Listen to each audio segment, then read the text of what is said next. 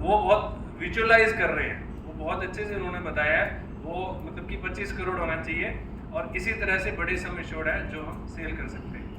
Next is suppose my daughter is 7 years, my son is 5 years and today 1 lakh they are getting and they are having the same lifestyle which they were having in my presence. So after 10 years my daughter would be 16-17, son would be 15, they would not be in a position कि वो earn करे। अभी उनको 10 साल और चाहिए। हम भी तो सभी अभी एवरेज निकालेंगे तो 25 से 30 साल आएगी ना ये प्रैक्टिकली। तो हम इन्फ्लेशन भी ध्यान में रखेंगे एंड इंटरेस्ट रेट भी देखेंगे। हमारा जो कंट्री है डेवलपिंग कंट्री है तो इंटरेस्ट रेट नीचे जाएंगे, तो उसकी वजह से मैं एडिशनली 1 CR अगर लेके रखूं और दूसरा इन्फ्लेशन से वो 1 लाख रुपए की वैल्यू भी कम होगी, तो उसके लिए मुझे एटलीस्ट 4 करोड़ का इंश्योरेंस लेना चाहिए। डू यू ऑल अग्री और नॉट? इससे हमारे कई ऑब्जेक्शन क्लियर होते हैं। कस्टमर कह देता है मेरे पास तो बहुत इंश्योरेंस है, मेरे पास तो बहुत पॉलिसीज है, कहता है ना कस्टमर। जैसे मतलब मेरे एजेंट साथी इस बात से एग्री करेंगे, मेरे पास ही 10 पॉलिसीज है। जब हम उनका एनालिसिस करते हैं ना, फैक्ट फाइंडिंग एक प्रोसेस है, मैं बात करूंगा, जब हम उसका एनालिसिस करते हैं तो पता चलता है हाँ 7 पॉलिसी है, सम एश्योर्ड है 20 लाख रुपए, और 20 लाख तो मैं ज्यादा बोल रहा हूँ। जब क्लेम आता है तो ढूंढते हैं कि अच्छा 20 लाख ही है, बंदा कमा तो 12 लाख रहा था और उसकी मुश्किल से 20 लाख इंश्योरेंस, उससे ज्यादा तो उसकी लायबिलिटी है। तो ये ऑब्जेक्शन आपका क्लियर हो जाएगा। और एक जैसे मेरे साथी ने बताया था कि we don't have to back, if we have a knowledge, if we know concept, हम उनको जब ये human life value if we will talk about concept, यहाँ तक भी हमने कोई पॉलिसी की बात नहीं करी। अब 12 लाख रुपए कमाने वाला व्यक्ति आपको कितना प्रीमियम दे सकता है? Any idea? LIC में कितना प्रीमियम दे सकता है? 2 लाख। ऑन एन एवरेज जो हमारे क्लाइंट्स है, अगर कोई 12 लाख कमा रहा है तो वो 4 लाख रुपए तक प्रीमियम लेते हैं हम उनसे, और सिर्फ इसी कंसेप्ट पे लेते हैं कि उसको 1.5 से 2 करोड़ का या 1.5 करोड़ का हमने टर्म इंश्योरेंस दे दिया। ये कम्बिनेशन, ये भी एक अलग ही टॉपिक चला जाएगा, उसमें हम कम्बिनेशन बिठाते हैं कि उसको मेच्योरिटी भी मिल जाए, जीते जी भी 1-1.5 करोड़ रुपए मिल जाए, and if something goes wrong with the person तो फैमिली को वो उतना पैसा मिल जाए। एंड उसके बाद जो मनिंदर सर के लिए क्लैपिंग्स करिए पहले। अब इन्होंने क्या किया, इन्होंने विजुअलाइज किया। Suppose today I am 34, if I am making 12 lakhs and after 5 years I may be making 25 lakhs, double हो जाएगा। After again 5 years I may be making 50 lakhs, I may be making 1 crore। तो जो मैं मेरी family के लिए wealth accumulate करने वाला था वो तो गई ना, if something happens to me. जो यहाँ तक मेरी फैमिली ने, they have contributed to my education and all. हम फाइनेंशियली बात कर रहे हैं यहाँ, ये समझदार आदमी होगा तो ये भी बात करना आप उससे, अगर वो सुन रहा है तो जो मैं मेरी फैमिली के लिए वेल्थ एक्यूमुलेट करने वाला था, तो जो मेरे साथ मेरे स्किल भी गए ना, एजुकेशन स्किल सब मिट्टी है, तो वो जो मेरे फैमिली को फाइनेंशियल लॉस होगा तो उसको विजुअलाइज करके अगर 25 करोड़ का भी इंश्योरेंस लिया जाए कि अगले 25 साल अगर मैं जॉब करूंगा या मैं मेरा काम करूंगा तो I would have made 10 crore, 20 crore, 25 crore. तो इस तरह से ये वाला कंसेप्ट काम कहाँ करेगा? एम्प्लॉयज को शायद ना करे, बट जो बिजनेस है ना, जहाँ से आपको हेफ्टी प्रीमियम मिल सकते हैं, वहाँ 25 करोड़ का बता के आओगे, 5 करोड़ वो लेगा, फिर बात आ जाएगी टर्म इंश्योरेंस पे। ये भी एक ऑब्जेक्शन क्लियर करता हूँ आपका। और वो कहेगा जी 34 साल का बिजनेसमैन है, 30 साल का है जी, मैं टर्म इंश्योरेंस लूंगा, मैं इसमें क्यों करूं, जीवन आनंद में क्यों करूं, जीवन लाभ में क्यों करूं? तो हम उसको कहेंगे टर्म इंश्योरेंस ठीक है, बहुत अच्छी बात है, पर आर यू श्योर कि डेथ होगी? Why you are only talking about death? Life insurance का एक नेगेटिव है ना कि मरने की बात करते हैं, हमने मरने की बात ही नहीं करनी। हमारी LIC के सारे प्लान जीवन से स्टार्ट होते हैं। Did you notice this? जीवन लाभ, जीवन आनंद, जीवन उमंग, जीवन तरुण, सारे लाइफ से स्टार्ट होते हैं। We are with life. So अगर 34 इयर्स का है, उसको कहे 2 करोड़ तेरे को 60 इयर्स पे दे दे तो कैसा रहेगा? 5 करोड़ से आपको मेच्योरिटी दे दे तो कैसा रहेगा? आप क्वेश्चन पूछो उससे हमें टर्म इंश्योरेंस निकल के और हमारा जो जीवन आनंद, जीवन लाभ जो प्लान है वो वहाँ पे फिट हो सकता है। और ऐसे साल में ना आपको 10, 15, 20 क्लाइंट मिल जाएंगे जो इस लेवल की बात सुनना पसंद करेंगे। उसमें से अगर आपके 3-4 भी क्लाइंट क्लोज हो गए।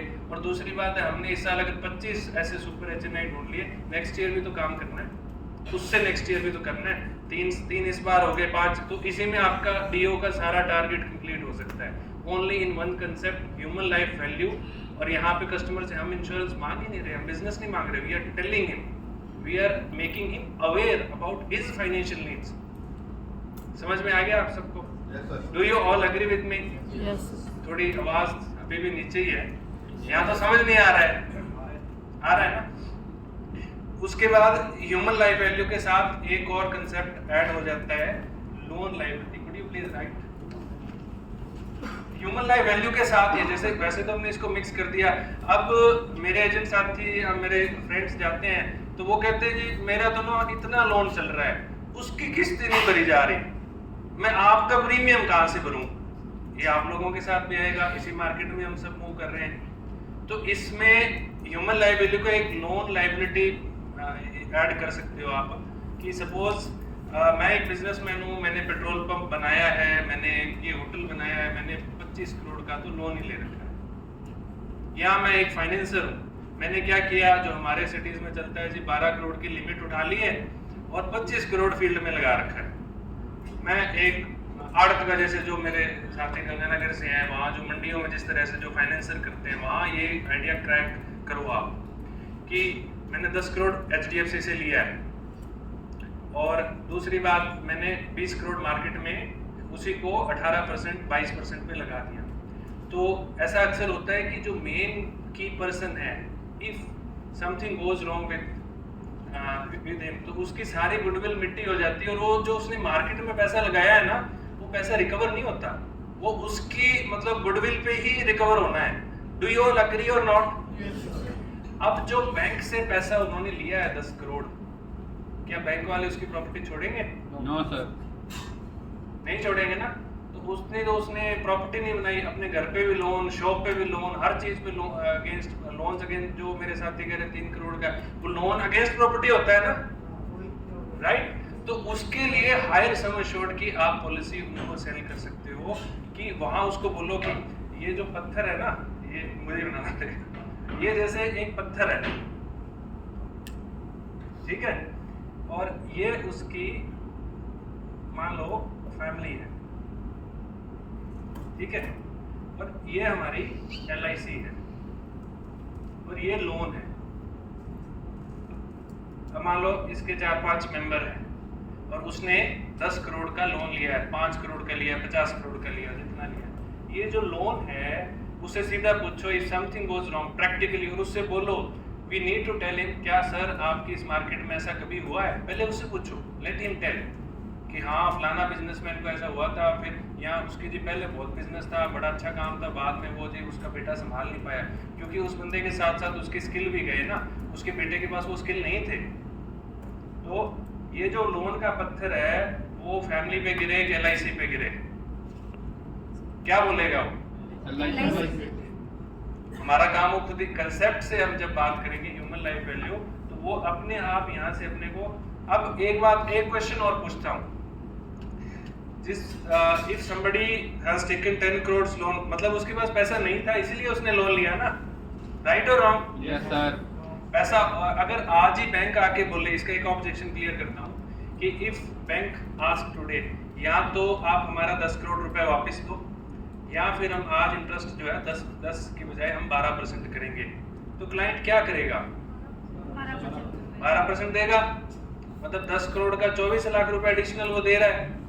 और बैंक ये कहे कि हाँ ये अगर आपको कुछ होता है तो ये जो 10 करोड़ है ना, ये हम आपकी फैमिली से रिकवर नहीं करेंगे, तो क्लाइंट क्या कहेगा? क्या कहेगा? तो क्या हम उसको ये प्रपोजल नहीं दे सकते कि भैया जो 10 करोड़ का लोन है वो हम देंगे, दूसरी बात आप हमें 25 लाख रुपए प्रीमियम दोगे, ठीक है, 25 साल दोगे या 20 साल दोगे, 5 करोड़ रुपए दोगे, हम आपको जीते जी 10 करोड़ भी देंगे, ये वाला आप इंटरेस्ट भरते रहो, बिजनेस करते रहो, 20 साल बाद ये हम ही आपको पे कर देंगे। कैसा रहेगा? बात में दम है ना? हमने यहाँ अभी तक कोई प्लान की बात नहीं की। We are not talking about any plan, we are talking about the concepts. जब 25 लाख प्रीमियम की हम बात करेंगे ना, कस्टमर 2-4 लाख रुपए प्रीमियम तो दे ही सकते हैं। मुझे मैक्सिमम अभी तक 12 लाख रुपए का चेक मिला है रेगुलर प्रीमियम में, इससे ज़्यादा नहीं मिलेगा। आई वुड बी ऑनेस्ट कि मैं बस फेंक देने वाली बात मैंने करनी नहीं है यहाँ पे, जो एक्चुअल है वही करना है। तो जब हम इस तरह से, इसमें आपको HNI क्लाइंट्स मिलेंगे, तो 36 लाख रुपए तो आप 4-5 पॉलिसी में भी कर सकते हो। और पहले साल ही ये हो जाए ज़रूरी नहीं है, आप कंटिन्यूसली ये प्रैक्टिस करिए। आपके पास हर तरह के, we need to have every type of agents. Higher HNI agents, वो क्रीम है, मक्खन है। HNI एजेंट्स आपको बिजनेस देंगे, और जो बिल्कुल ग्राउंड से स्टार्ट करेंगे वो भी इंपॉर्टेंट है कि वो उन लोगों तक इंश्योरेंस सेवाएं पहुंचाएंगे जिनको बिल्कुल अवेयरनेस नहीं है। तो हमें जो मार्केट सेगमेंटेशन है, my colleague have done MBA, ये समझेंगे और एग्री भी होंगे कि मार्केट सेगमेंटेशन जरूरी है, कि हमें हर तरह का जो एजेंट्स हो। Okay, any question about human life value? Can we do this in this way? Yes sir. इसका कोई फार्मूला नहीं है कि हम अपने से ही कैलकुलेट कर रहे हैं कि वो इतना ही कमा रहा है, इतनी लाइबिलिटीज हैं? सर इसको वैसे ऐप है, आप उसमें भी कर सकते हो, अदरवाइज तो सिंपल ही है, ये हर एक व्यक्ति के लिए डिफरेंट होगा। नहीं वो तो ठीक है, उसकी इनकम पे डिपेंड करता है। ये फॉर्मूला सर मुझे आता नहीं है तो सही।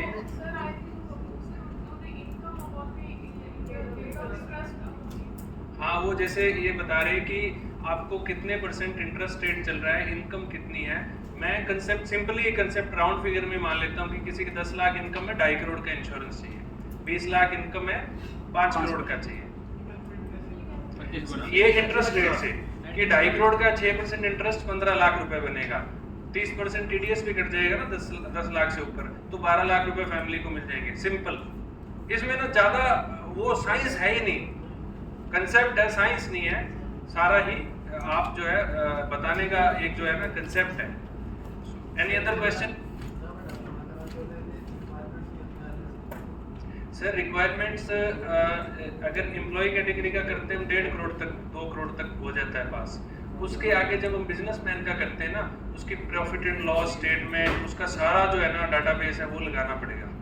और जो इंडोमेंट प्लान है ना, जो सेविंग वाले, टर्म इंश्योरेंस में रिक्वायरमेंट ज़्यादा आएंगी, जहाँ कस्टमर अच्छा प्रीमियम दे रहा है ना, वो प्लान ZM लेवल तक जाके पास उसमें महीना 2 महीना टाइम लगेगा, तो उसमें हमें ना उस टाइम पे एजेंट से, क्लाइंट से सब वो रखना पड़ता है तालमेल। उसका जो 2 करोड़ की 5 करोड़ की पॉलिसी होगी ना, वो ऐसे नहीं कि हम जाए और जमा करी हो गई, नहीं, उसके MHR लगेगी, मोरल हैजर्ड रिपोर्ट लगेगी, मेडिकल होगा, और कई बार मेडिकल होगा, 2 बार भी हो सकता है, 3 बार भी हो सकता है, सेंट्रल ऑफिस तक केस जाता है, फिर वो पास होता है। पर ये प्रोसेस आप 1 बार 2 बार 3 बार करोगे, आपको पता चल जाएगी।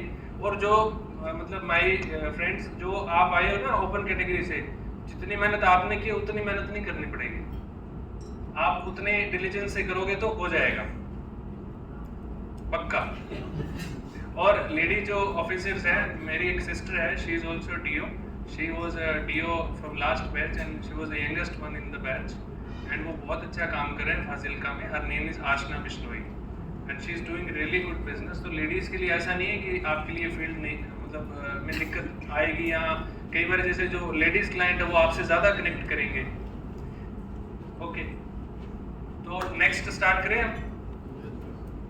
नेक्स्ट मेरे कोलीग बताएंगे कि एक सेल्स जो प्रोसेस है, ये आर्ट भी है और प्रोसेस भी है। तो हमने एक जैसे एक्टिविटी है कि दाल बनानी किस किस को आती है वैसे?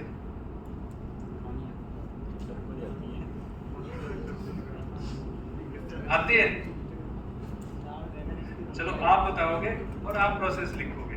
हेलो, यस, आओ बताओ। फिर एक इंटरेस्टिंग एक्टिविटी है ये, बताओ दाल कैसे बनाओगे, क्या क्या कैसे कैसे डालोगे? तो जो दाल अच्छी लगती है ना,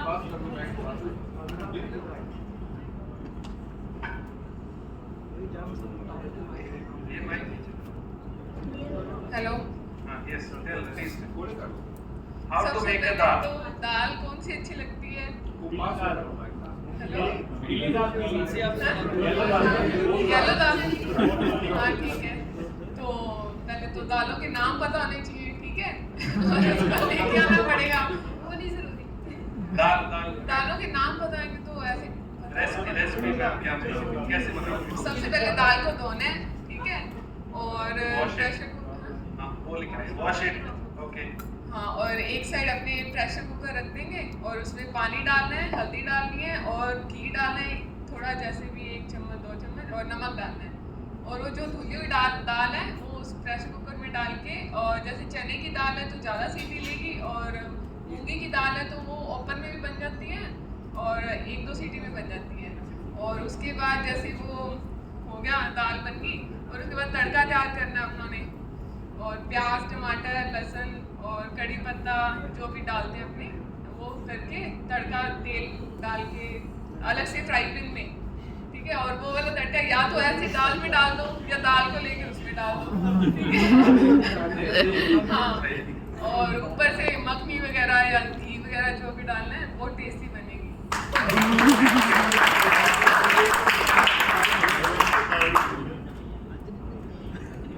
ओके, तो दाल बनाना साइंस है कि आर्ट है? आर्ट है। साइंस नहीं है, प्रोसेस भी है, आर्ट भी है, यस, ठीक है।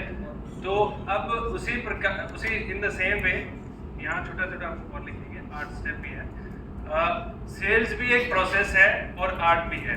अब ये आर्ट कैसे है, जैसे इन्होंने बताया कि आर्ट में हम, साइंस है कि ठीक है आपने कोई भी मटेरियल ले लिया, उसको डाल दिया, बट आप ये भी देखोगे ना, दाल नीट एंड क्लीन है, आप उसको भिगो रहे हो तो वो जैसे एक सेमी कुक्ड कंडीशन में आ जाती है, जल्दी पक सकती है, वो भी एक आर्ट आप कह सकते हो। उसके बाद जब आप फाइनली सर्व करते हो, आपने प्रेजेंट कैसे करना है। अब होटल में देखते ना, वो अगर आप अलग से डिश करोगे तो उसको प्रेजेंटेशन कैसे करते हैं। क्या ऐसा हो सकता है कि इसमें से एक भी स्टेप हम छोड़ दें तो वो दाल बनेगी? या उसको हम कह देंगे कुकर में ना डालें, या हम उसको कह दें जी दाल ही ना डालो, या एक भी स्टेप मिस करेंगे तो क्या होगा एंड प्रोडक्ट? वो नहीं बनेगी। तो इसमें हम ये कह सकते हैं कि ये आर्ट एक साइंस भी है कि आपको प्रोसेस फॉलो करना है, और कितना अच्छे से और क्रिएटिवली आप फॉलो करते हो उतनी ही उसकी प्रेजेंटेशन रहेगी। In the same way, there are sales is an art and a process. There are 8 steps. First one is prospecting. You can write it. हमारी सारी लाइफ इसी के आसपास घूमनी है। First one is prospecting. Second one is suspecting.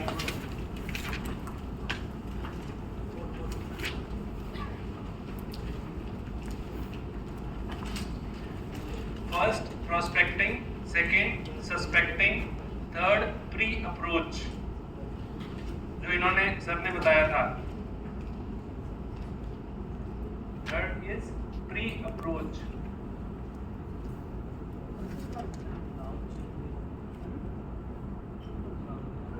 Fourth is approach.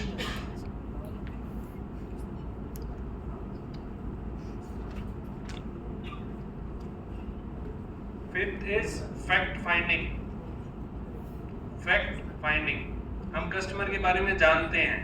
Fact finding, हम इसको elaborate करेंगे, हम सिर्फ पहले आप इसको नोट डाउन कर सकते हो। Sixth is presentation.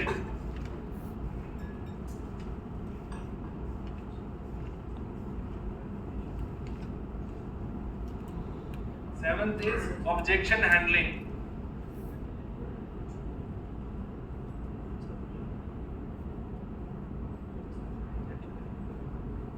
Seventh is objection handling, and then we have 8 closing and reference. और इसका 9th भी कर सकते हो, आफ्टर सेल सर्विस। 9th कर सकते हो, आफ्टर सेल सर्विस।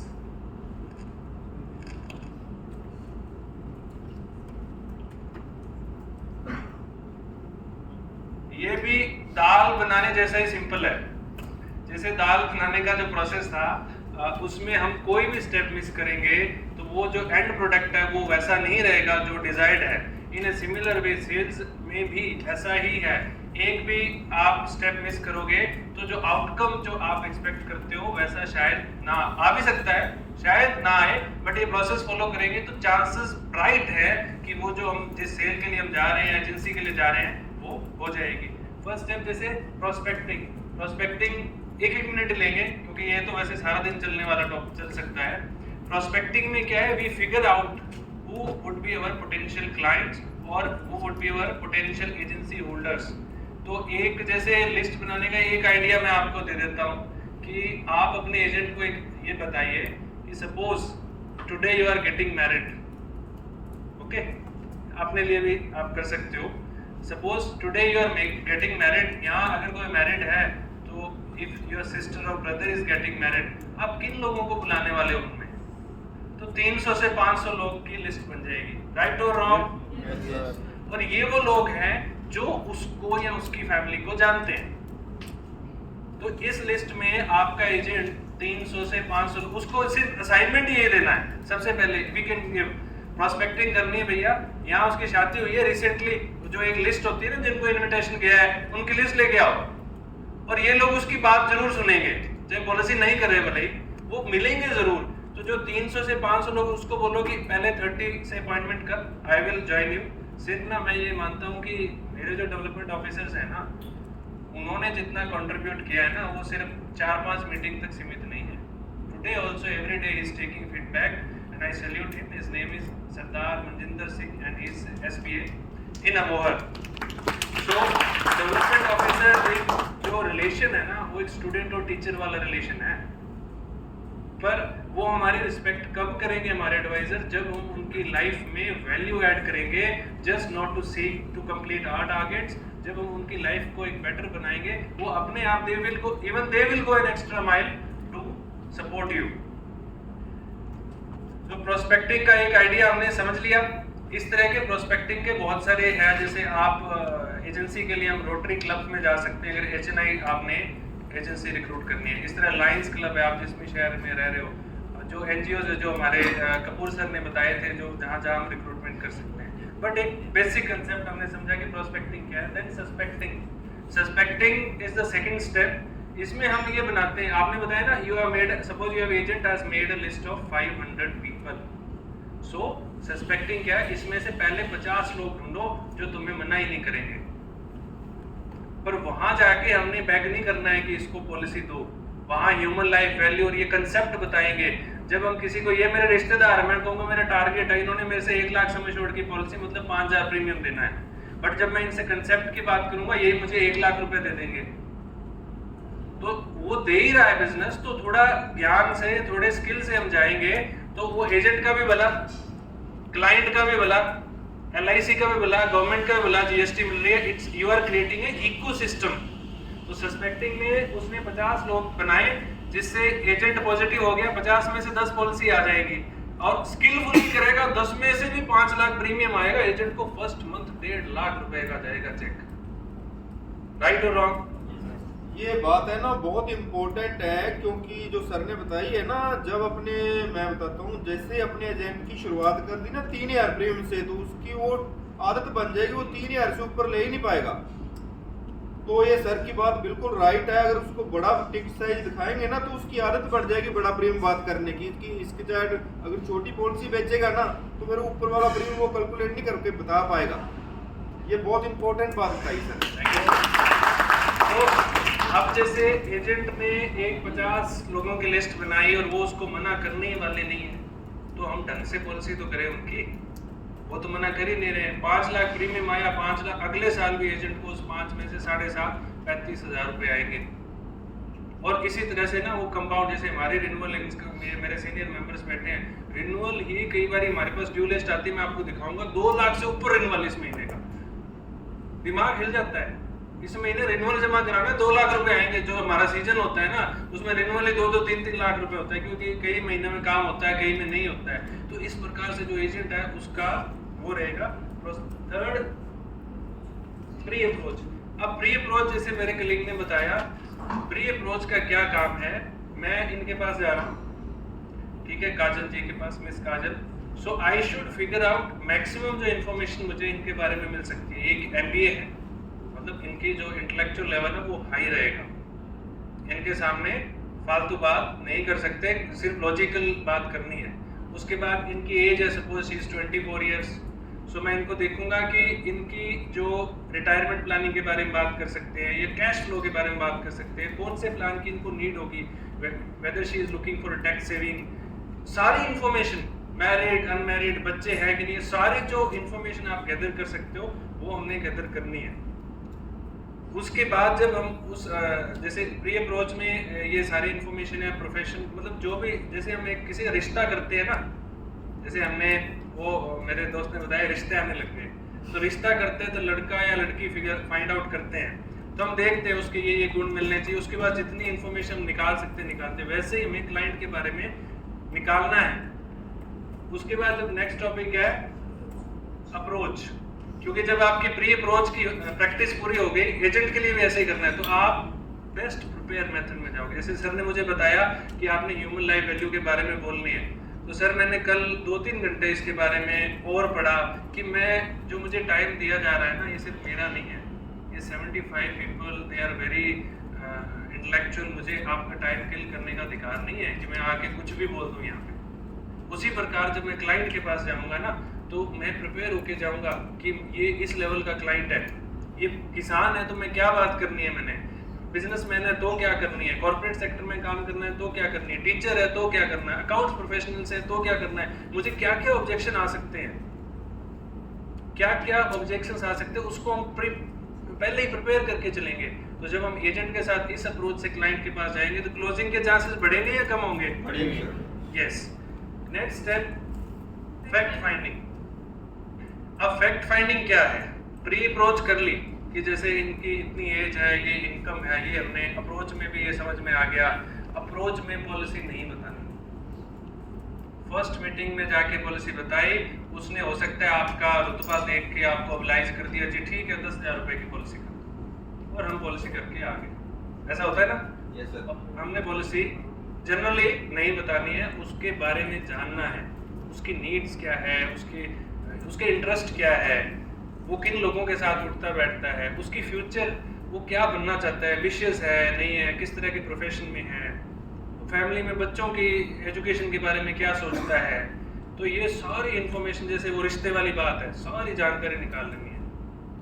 उसके बाद प्रेजेंटेशन देनी है, उसको चाहिए क्या, और स्टार्ट होगा ह्यूमन लाइफ वैल्यू से। अगर आपने सारी प्लानिंग कर दी, रिस्क कवर 20 लाख ही रखा है, तो जब उसको कुछ हो गया तो सोसाइटी में हमने एक क्राइम किया है। अगर क्लाइंट ने हमें टाइम दिया और मैंने उसका सही इंश्योरेंस नहीं किया, बड़ी दूसरी कंट्रीज में तो एजेंट पे केस हो जाता है, डेवलपमेंट ऑफिसर पे केस हो जाता है कि आपने इसको सही बात क्यों नहीं बताई। वो अगर उसको सही बता दो, LIC हमें हायर ही क्यों करे, वो अपने आप ही आके ले लेगा ना ब्रांच में। डेवलपमेंट ऑफिसर्स की जरूरत ही नहीं है, जरूरत है कि हमने उसको सही मैसेज देना एक इंश्योरेंस का कि ह्यूमन लाइफ वैल्यू के अकॉर्डिंग लो।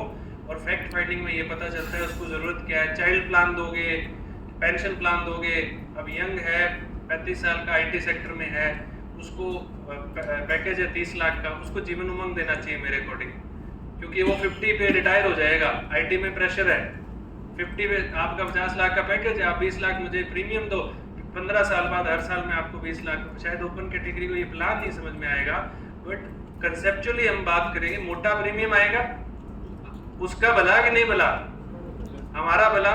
LIC मतलब जब बेस्ट सेल वो होती है जो इकोसिस्टम क्रिएट करे जिसमें सबका बेनिफिट हो, और हम लैक ऑफ स्किल की वजह से उसको लाख रुपए प्रीमियम बेच देंगे, 15 साल बाद वो कहेगा यार इससे मेरा क्या होगा, उस टाइम ढंग से नहीं बताया मेरे एजेंट से। और अभी भी होता है कि नहीं होता, हमारे क्लाइंट्स के पास 1.5 लाख मेच्योरिटी जाती है, यार वो था ना आया सी तो कर गया सी, 1.5 लाख रुपये नाल एक फोन भी नहीं होता बच्चा, अगर मतलब अच्छा iPhone Pro Max वो 1 TB वाला लेना हो, राइट और रॉन्ग।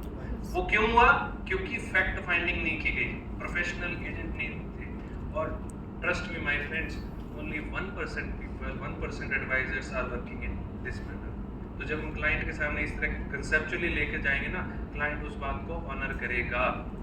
हो सकता है आपसे पॉलिसी नहीं ले, पर 4 लोगों के बीच बोलेगा फलाने निशा मैडम आए थे, उनकी ना यार उसको नॉलेज बहुत है। पर नॉलेज की कदर होती है कि 28-30 करोड़ जो हमारी पॉलिसीज है, किसी ना किसी से तो वो ली है ना।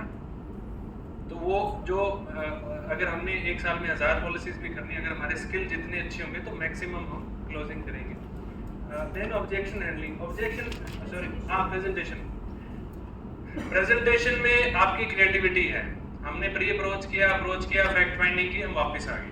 नेक्स्ट टाइम हमने उसके लिए एक मीनिंग, सारे फैक्ट्स होने चाहिए आपके पास, विद इंफॉर्मेशन आपने पूछने हैं कि अगर मैं सर के पास गया, मैं ऐसे नहीं पूछ सकता कि सर आपकी इनकम बता दो।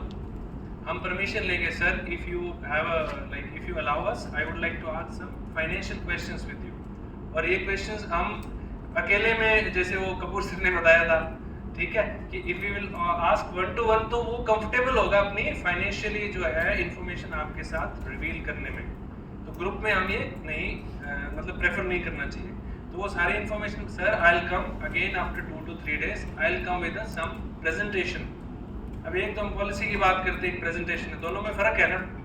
और उसके बाद देयर आर सम सॉफ्टवेयर्स, उससे हम वो प्रेजेंटेशन डिज़ाइन करके प्रिंट आउट कलर निकाल के, हो सके तो उसकी फ़ोटो भी लगाओ कि this is for this person, है ना। अच्छे से 150 रुपये का अच्छा एक फाइल फोल्डर लेके, और उसमें साथ में ही प्रपोजल फॉर्म भी लेके जाना है, डाटा शीट भी लेके जानी है। तो वो मेंटली प्रिपेयर होने लग जाता है कि अच्छा ये फॉर्म भी भरना है, ये लेके आए, और प्रेजेंटेशन देख के उसका मन करता है कि वो पॉलिसी ले। राइट और रॉन्ग? अगर दाल की प्रेजेंटेशन अच्छी होगी तो आपको खाने का मन करेगा। ये सारी दाल वाले प्रोसेस भी है।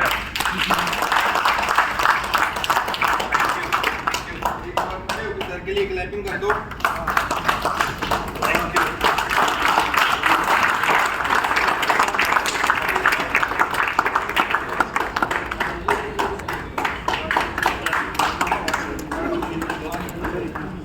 Thank you my dear colleagues.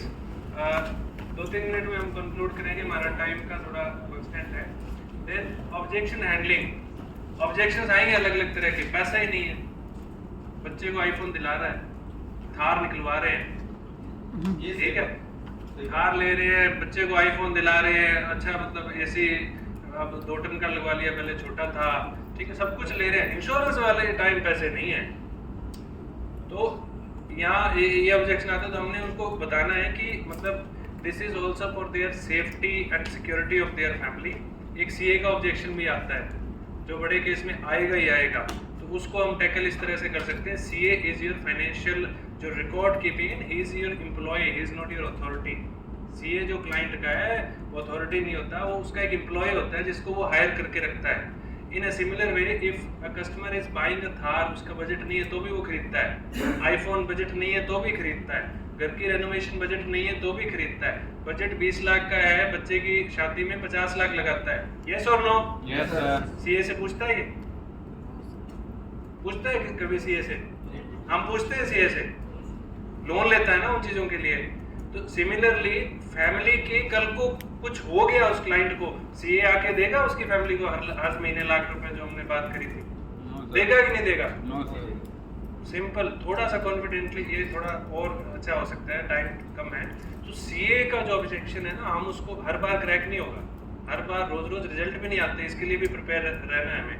But हमने अपना मैक्सिमम ट्राई करना है कि उसको लगे कि somebody has tried, कि उसको मतलब क्रैक करने का हमने ट्राई किया। ऑब्जेक्शन बहुत सारे, एक दिन सर अलग से हम ऑब्जेक्शन हैंडलिंग के बारे में एक कर सकते हैं 20-25 मिनट का। Then closing and reference. अब इन्होंने पॉलिसी ले ली जीवन उमंग, अब इनके फ्रेंड इनके जैसे ही होंगे, तो हमने जो प्री अप्रोच में क्या किया था, किन लोगों के साथ है, कौन उसके फ्रेंड्स है, किन के साथ उठते बैठते हैं, बातों बातों में अच्छा वो आपके फ्रेंड है, अच्छा वो चैनल स्वीट्स है, वो आपको जानते हैं, अच्छा वो आपके मामा के बेटे हैं। क्लाइंट बताता है ना, हम भी बताते हैं कि मैंने बताया मेरी सिस्टर फाजिलका में डीओ है, बताया ना मैंने आपको, मेरे डीओ सरदार मनजिंदर सिंह है, तो आपको 2 इन्फॉर्मेशन पता चल गई कि फाजिलका और अबोर ब्रांच में इनके कॉन्टेक्ट्स है, कोई काम हो तो मैं रिक्वेस्ट कर सकता हूँ, कर सकती हूँ। इसी तरह की यहाँ रेफरेंस लेना है, और रेफरेंस लेने के बाद ये जो रेफरेंस लिया वो वापस प्रोस्पेक्टिंग में ऐड हो गया, वो प्रोस्पेक्टिंग लिस्ट में ऐड हो गया, और वो फिर वापस से साइकिल चालू। तो ये एक इकोसिस्टम हमारा क्रिएट होगा जिससे वापस से सर्कल चालू, फिर जो रेफरेंस दिया उसकी प्रोस्पेक्टिंग में डाल दिया, उसको कब मिलना है सस्पेक्टिंग में डाल दिया, उसकी फिर प्री अप्रोच, और वो सेम प्रोसेस, ये कंटिन्यूसली टाइम के साथ ये बेटर होता जाएगा और मोर एफिशिएंट आप इसमें होते जाएंगे। And one thing I would like to say, actual marketing starts after sales. Customer ना, आप पहले जो एफर्ट्स करोगे उसको उतना शायद ना करें जैसे इन्होंने बताया था। कस्टमर की एक्चुअल मार्केटिंग जो हमें वो ऑब्जर्व करता है ना, जिस दिन चेक दे दिया, चेक क्लियर हो गई, पॉलिसी घर पे आ गई, उसके बाद वो आपको अप्रोच करता है, फोन नहीं उठाते हैं, हम सोचते हैं कि यार इसका तो काम हो गया, अब इससे मैं क्या, नहीं, एक्चुअल मार्केटिंग आपकी वहाँ से स्टार्ट होगी। और अगर वो कस्टमर सेटिस्फाई है आपकी हर तरीके से, आप उनसे ये भी पूछ सकते हो कि सर ठीक है, मैंने ये पॉलिसी हमारे एडवाइजर ने बना दी, आपकी और कौन कौन सी इंश्योरेंस चल रही है, उसकी क्या क्या आपको नीड्स है। Don't restrict to only LIC। उसकी SBI में चल रही है, सर ये पैसे हम निकलवा देंगे आपके, ये आपका इस तरह से पैसा ले सकते हो। वहाँ से आपको रिसाइकलिंग मिलेगी कि मान लो इनकी 5 लाख की SBI लाइफ है और वो यूलिप पॉलिसी है, वो 7 साल हो गए इनको भरते हुए। ये जैसे वो 5 साल के बाद यूलिप पॉलिसी को कोई निकालता है तो उसको जो उसकी एक्चुअल वैल्यू मिल जाती है, कोई कट नहीं लगेगा। तो उसको 5 लाख रुपए आए, उसमें से आप 1 लाख रुपए ला सकते हो कि नहीं ला सकते हो अपने पास LIC में। तो हमने ओपन रहना है। अच्छा ये तो SBI की है सर, LIC की नहीं है, साइड में नहीं रखनी है, उसका नोट करो। एजेंट को बोलो ये अपने रजिस्टर लगाओ, उसको बताओ कि 2025 में फलाने क्लाइंट के आपकी ये पॉलिसी आएगी, वो एजेंट बनाएगा। तो वो क्लाइंट के पास खुद ही चला जाए, सर इस महीने अपनी SBI से पैसे आने, तो क्लाइंट को अच्छा लगेगा ना, सिर्फ LIC नहीं। और उससे आप रिसाइकलिंग कर सकते हो, नहीं कर सकते हो। आप 3 महीने से वो कह रहे हो पैसा नहीं है, सर पैसे आ रहे हैं, कुएं दी मिट्टी कुएं चलाओ, कुआं भी पक्का हो जाएगा, राइट। मतलब पंजाबी मेरे को इतनी नहीं आती है, बट आई एम ट्राइंग। वैसे हूँ मैं पंजाब से, कई मेरे साथियों को लगता है कि मैं राजस्थान से हूँ। फाजिल्का डिस्ट्रिक्ट है मेरा, अबोहर सिटी है। तो ओके, हम यहीं इसको कंक्लूड करते हैं। कैसा लगा आपको?